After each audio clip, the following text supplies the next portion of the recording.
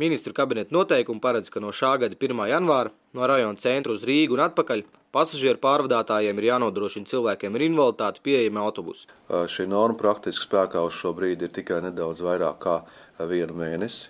Un pārvadātāji, kuri šos pakalpojumus sniedz, mums arī ir izvēlēti konkursu kārtībā un līgumi ar viņiem darbojās arī tikai 1 mēnesi. Līdz ar to šobrīd mēs praktiski tādas konkrētas pārbaudas par šo ministru kabineta noteikumu punktu izpildi neesam veikuši, bet mēs esam apkopojuši informāciju par to, ka šo pārvadātāju rīcībā praktiski aptuveni 40% no viņu autobusiem ir vairāk vai mazāk, bet principā pielāgot un atbilst šīm te ministru kabineta noteikumos noteiktajām prasībām. Ar pieejamu autobusu šajā gadījumā tiek saprasta speciāla vieta autobusā, bet, piemēram, cilvēkam ratiņkrēslā pieejams autobus nozīmē kaut ko citu.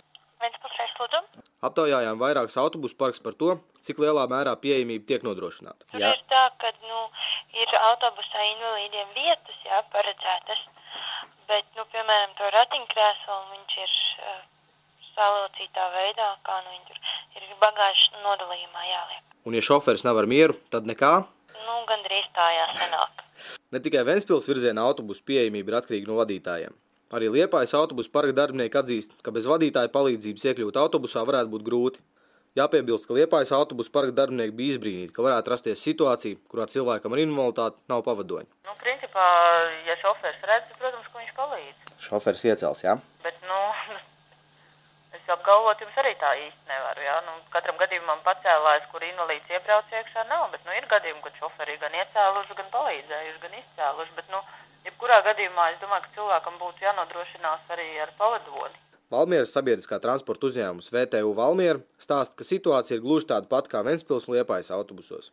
Bet šajā maršrutā šoferi pienākums ir palīdzēt cilvēkam, un autobusu pieejamība nav atkarīga no vadītāja garstāvokļa. Autotransporta direkcijas valdes priekšsēdētājs Andris Lubāns stāsta, ka transporta līdzekļu vadītāja pienākumos neietilpst palīdzību cilvēkiem ar invaliditāti.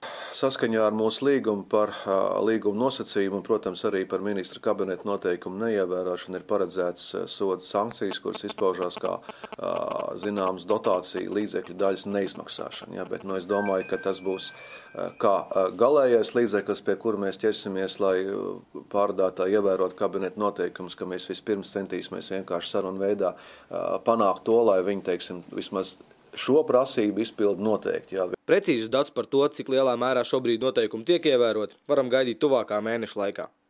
Tāls Bērziņš, Miķels Matvējos, Apērons video.